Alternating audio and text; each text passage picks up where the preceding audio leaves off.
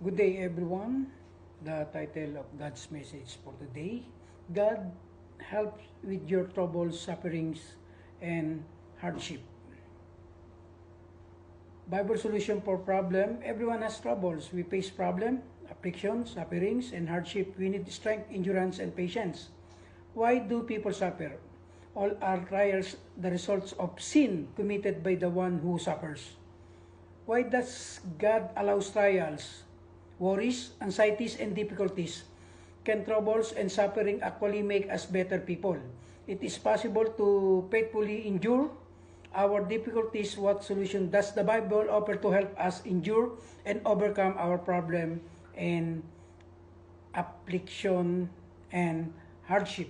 So, before we proceed, let's go to Lord's in prayer. Father God in heaven, we worship you, we glorify your name. We worship you in spirit and truth. Thank you, Lord, for the message that you've given us. Help us to easy to understand, easy to absorb, easy to apply in our everyday life. Lord, thank you for your guidance and protection. Thank you for the wisdom. Holy Spirit empowers us. We are all nothing if we are separated from your word and from you, O Lord. Holy Spirit, help us always abide in your word, always abide in your work.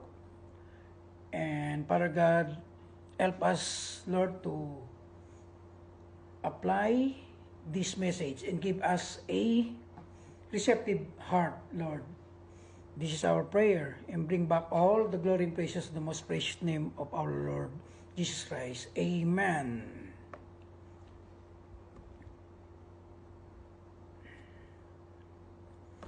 Man who is born of woman is a few days and full of troubles.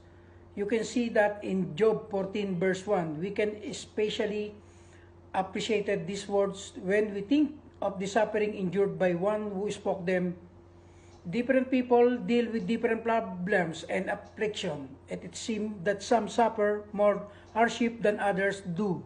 But we all know by personal experience and from the experiences of those we know that Job's statement is true. Trouble concerns us not just because hardship itself is a burden, but also because affliction can lead to spiritual temptation.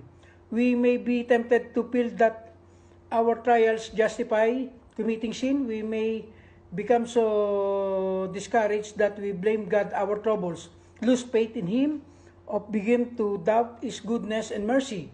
As Job's wife said, curse God and die. You can see that and you can read that in Job chapter 2 verse 9.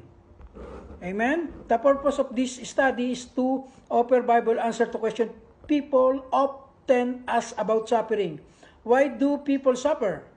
Can God came from suffering? It is possible to endure affliction with patience and faithfulness. How can God give us strength to endure our hardship and overcome our temptation?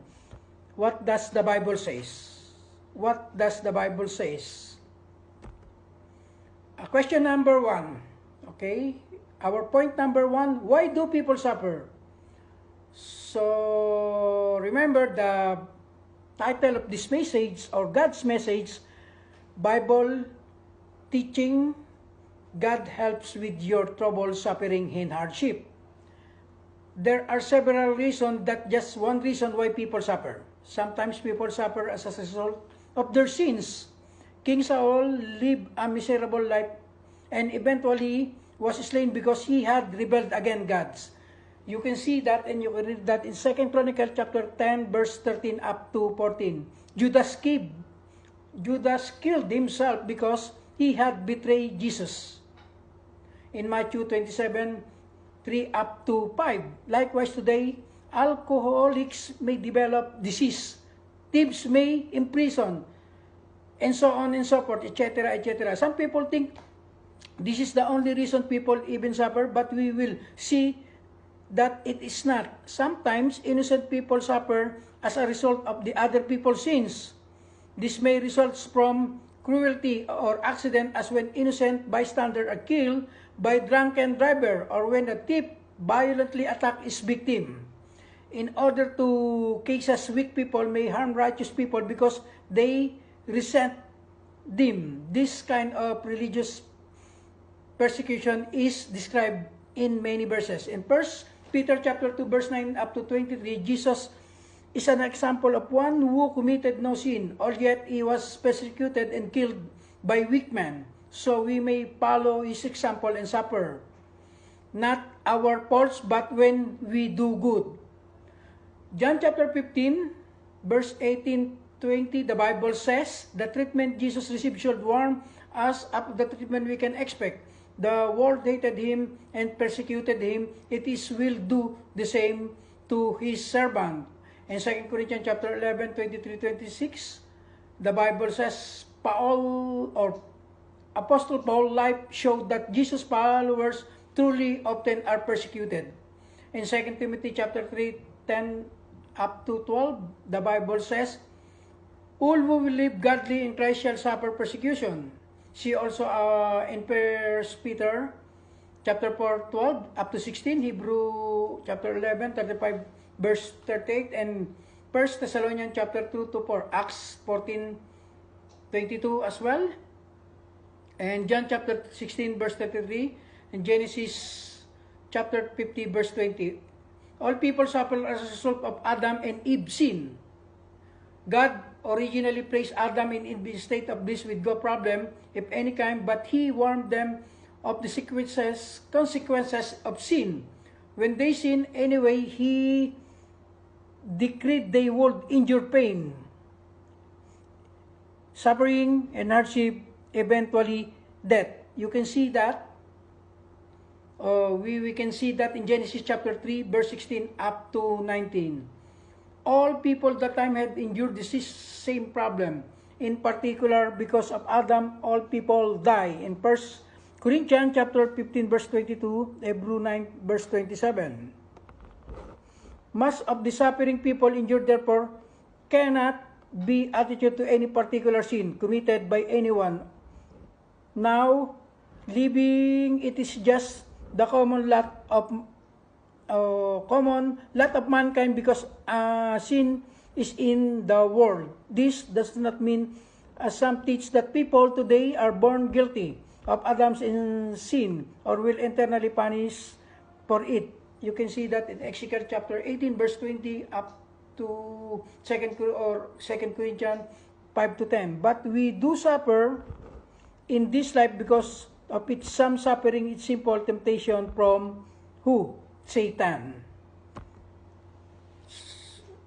So, in Job chapter 1 verse 1 to 10, expressly states that Job's suffering was a temptation from Satan. He hoped that because he was suffering, Job would run away from God. Many other passages teach that Satan is responsible for the suffering of other people. See 2 Corinthians chapter 12, 7 up to 10, Luke 13 verse 16, Acts 10:38. So what is lesson? Lesson we should learn here. Suffering is not limited to those who are weak. Some people think that only weak people suffer, but God is on side of the righteous and will remove all their troubles. It follows that if a person is suffering, he must have committed some sin. He should repent of. This was the theory of Job's friend in Job chapter 4, verse 7 to 9. Disproving this idea is a main theme of that book. The same false doctrine is taught many faith healers who teach people that God must remove all their problem if they are right with Him. But we have learned that even righteous people suffer. This is important for the following reason. We should not conclude that we have been guilty of sin. Every time we have problem, we are suffering because of sin. So we should examine our lives, but maybe we are suffering for other reason, perhaps because we are righteous. We should surely never reject a Bible teaching just because it may lead to suffering. It all suffering was the result of our own sin. And if some course of action lead to suffering, then we should conclude it was simple act. But we have learned that godly people often suffer for doing right. We should not become Christian thinking it will automatically solve all our problem. If this is our motive, we may fall away when the hardship come. But the main reason to learn is the next point. God should not be blamed for the existence of suffering. If we believe that all suffering results from the person's own sin, and if we see God people suffering, we may be tempted to blame God or to think He is not keeping His promises, but we have learned that all people suffer whether or not they are righteous. The command to endure suffering is just another part of a Christian's life, like a command to study the Bible, pray, worship, etc. Faithful Christians of all ages have suffered. We are not only one. We should expect suffering to come. So our faith will not be shaken. With it, thus the ultimate and primarily blame for suffering rests on Satan, who tempts of people to sin and thereby brought sin into the world. The secondary blame rests upon people, ourselves included, who have given to temptation and committed sin that lead to suffering. Yes, God did create suffering or punishment for sin, but only after He have given people life without problem and had warned them of the consequence of sin. When they chose to sin, you should not no more be blamed for punishing them than a parent should be blamed when the most punished rebellious child. In James chapter 1, 13 to 15, the Bible says, and you can see that into James chapter 1 verse 13 up to 15. Remember, if you blame God and reject Him because you are suffering, then you are doing exactly what Satan wants you to do. He has defeated you. The only way to defeat Satan and really overcome hardship is to maintain your faithfulness to God in spite of it. Point number 2. Can suffering have good result? It is good for me that I have been afflicted. In Psalms chapter 19 verse 71. Usually when we suffer, we can only see the problem involved. Surely if we commit sin, as a result, then the suffering is harmful. But if we remain faithful, there are favorable results that can occur. Consider a few suffering gives us opportunity to prove our commitment to God. In 1 Peter chapter 1 up to 6-7, the Bible says, as gold is purified by passing through fire, so the genuineness of our faith is proved by trials. If suffering was limited to sinners and Christians never suffered, all people want to be Christian not because they really love God, but just to avoid earthly problem. Okay? The fact that Christians suffer too means that suffering separates the men from the boys. Show who is willing to remain faithful even when it's hard to do so. Amen? In Acts chapter 5, 40 up to 42, or you can see all of this in 1 Corinthians chapter 11 verse 19 and 1 Peter chapter 4 verse 12. James chapter 1 verses 2 up to 4, the Bible says, count in joys when the face trial, hardly the natural reaction, because this leads to patience and completeness in God's service. Whoever developed patience with his patience was never tried. In Romans chapter 5 verse 3 up to 5, rejoice in tribulation because they work steadfastness, approvedness, and hope. Even if the physical realm, which bones and muscle are the strongest, the one who faced the most hardship, if you lay of black of ice and black of clay in the sun, what is melted in other hardened. The same circumstances produce opposite result. The history is told that two sons of an alcoholic, one son became drunkard and the other became teetotaler. But explain their conduct the same way, who can expect with father like mine?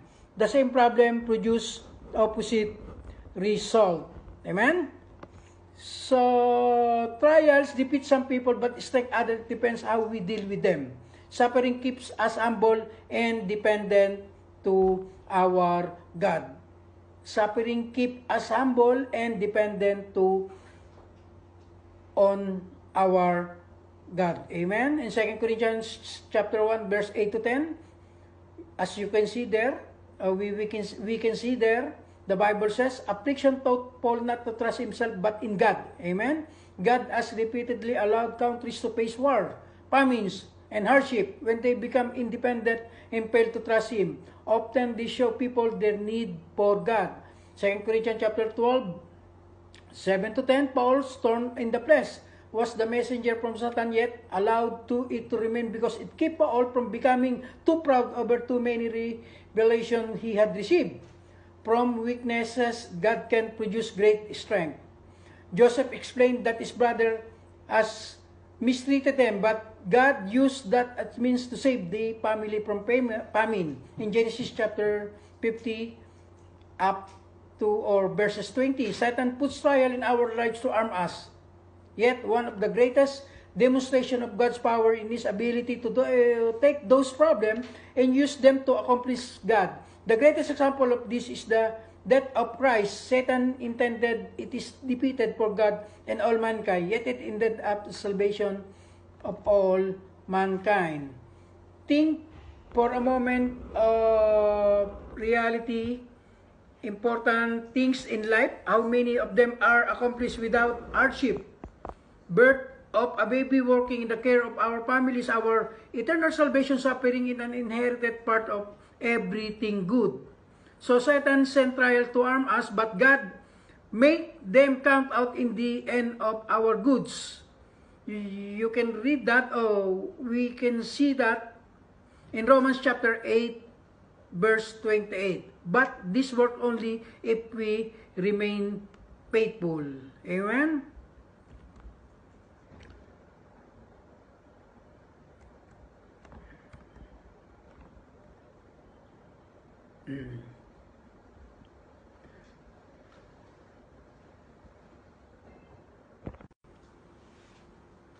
Question number 3, or we are in point number 3. What assurance is there that we can endure? The Bible teachings God's help us with your trouble, suffering, and hardship.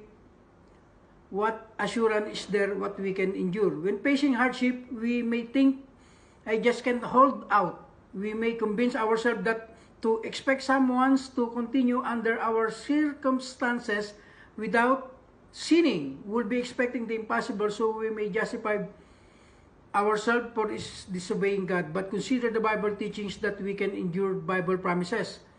1 Corinthians chapter 10, verse 13, Bible says, God will not allow you to face temptation that is beyond our ability to endure. Every temptation will be accompanied by a way of people so can endure it. This means we can endure every trials without sinning. If you think that you can do what God said to do, or if you ever justify disobeying God, you have believed that devil lies. What we need to do is to quit looking for excuses and look instead for the way of escape. In Psalms 34 verse 19, the Bible says, many are affliction of the righteous, but the Lord deliver him out of them all. God may not remove all affliction, but He makes sure we are able to endure them faithfully, all of them. In Romans chapter 8, 35 up to verses 39, the Bible says, no temptation or trial can separate us from God. In them all we are more than conqueror. We are endured the temptation without sinning. We should just be conquerors, but we are more than conquerors because the problem can actually make us better people. You can see also in 1 Peter chapter 5, verses 8 and 9, James chapter 4, verse 7, Ephesians chapter 6, verse 10, up to verse 18, Proverbs 24, verse 10. So, the Bible example, does the Bible promise that we can endure faithfully? It gives us example of many people who did so. If they did, we can too. In Job, in Old Testament, prophets are example of suffering. We have suffered as Job, surely not. Yet, he remained faithful, and so we can. So can we? In James chapter 5, verse 10 and verses 11, you can see that in James chapter 5, verse 10, 11. In 2 Timothy chapter 1, verse 8, Paul suffered great hardship for the Lord, and he should share in those suffering. If we endured without falling away, we can too. As an example, we should imitate. 1 Corinthians chapter 11, verse 1 as well. In Hebrew chapters 12, verse 1 up to 4, Jesus and faithful Old Testament character are witness what we can do under trying circumstances. Our temptation are no worse than theirs. All these examples show that God will keep His promises to help His people endure faithfully. In 1 Peter chapter 2, verse 19 up to 23.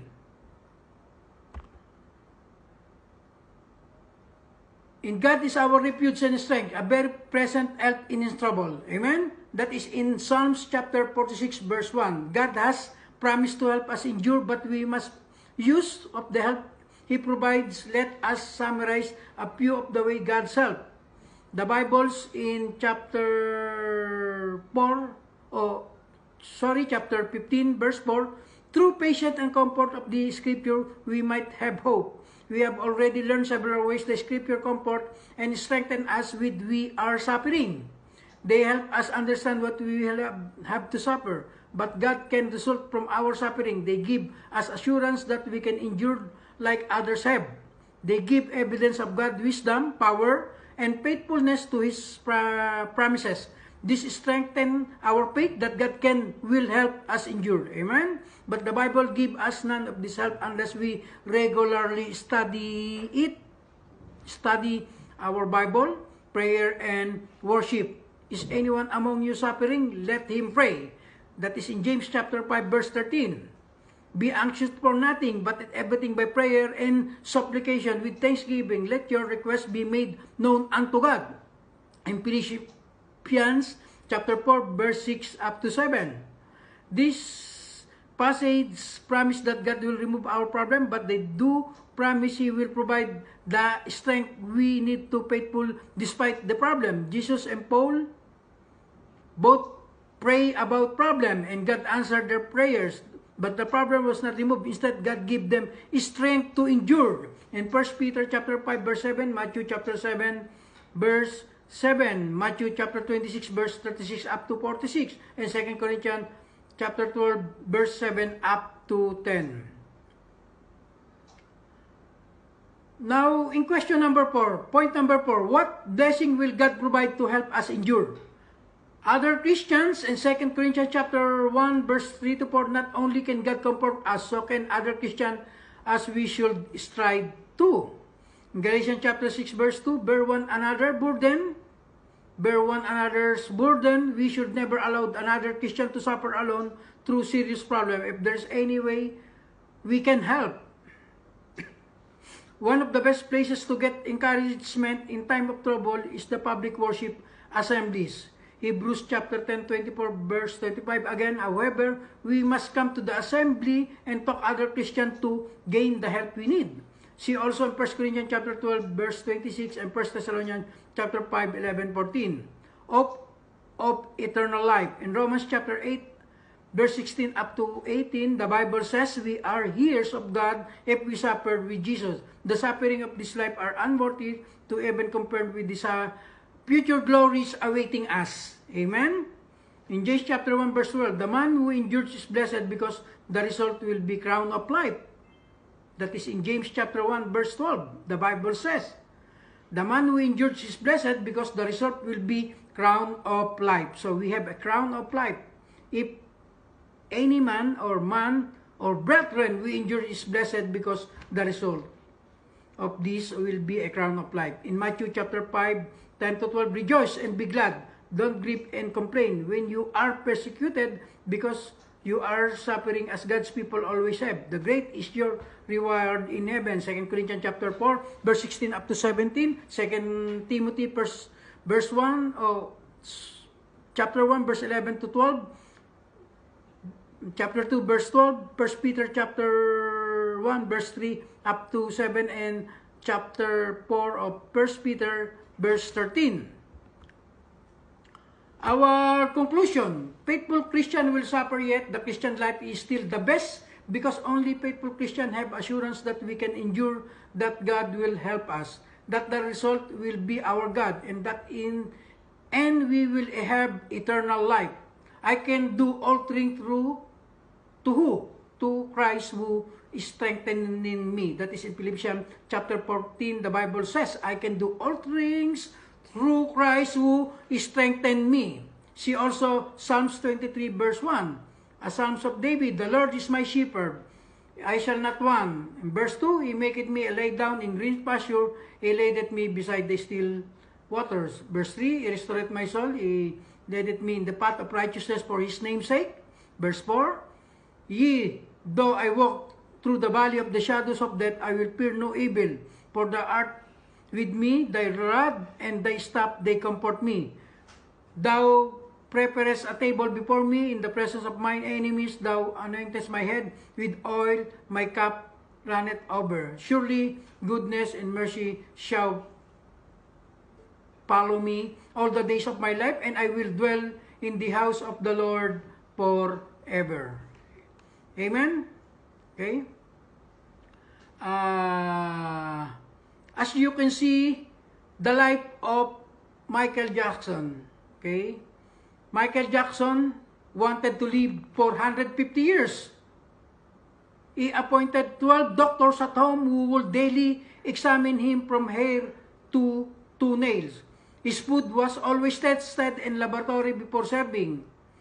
Another 15 people were appointed to look after his daily exercise and workout. His bed had the technology to regulate the oxygen level. As you can see here, he don't have any problem, right? He wanted to live 150 years. We have 2 doctors examine him from hair to nails. His food was also tested in laboratory before serving. Another 15 people were appointed to look after his daily exercise and workout.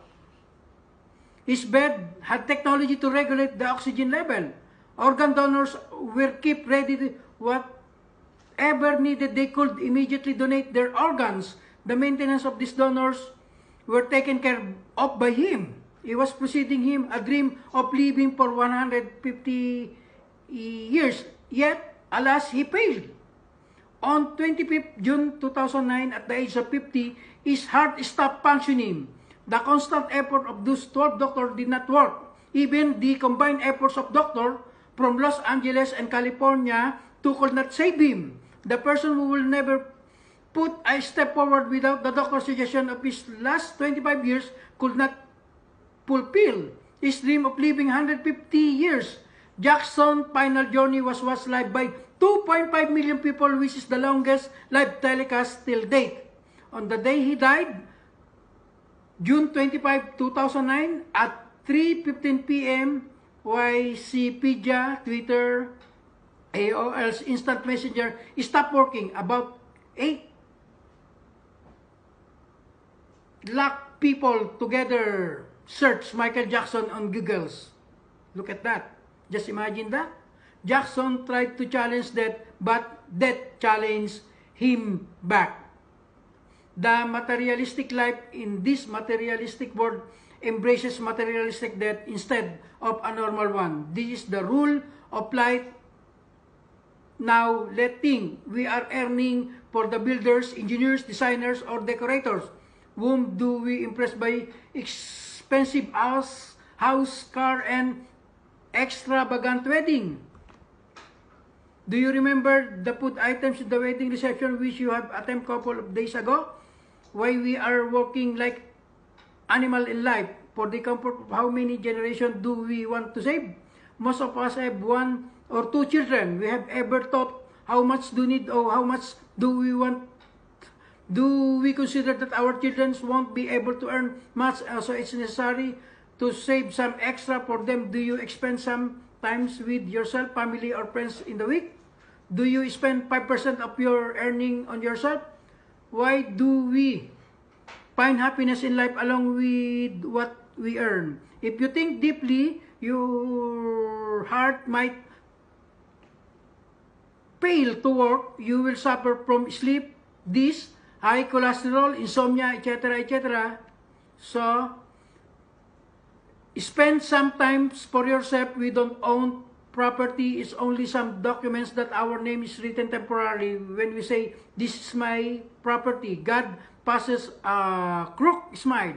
Don't create an impression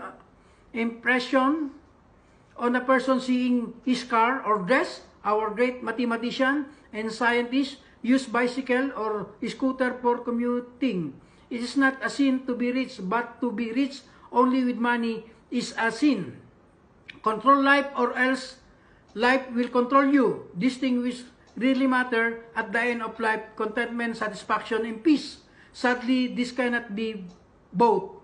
In James chapter 4, verse 14, King James Version, whereas you know not what shall be on the morrow, for what is your life? It is even vapor that appeareth for a little time and then vanisheth away. That is the Bible says in James chapter 4, verse 14.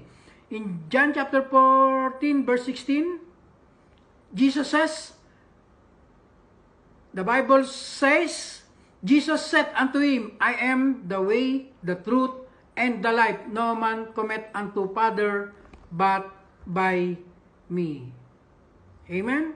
To God be all entire glory. Let us pray. Thank you, Father God, to the message that you planted in our heart. Help us to, Lord, and give us a receptive heart. Help us to apply this in our everyday's life.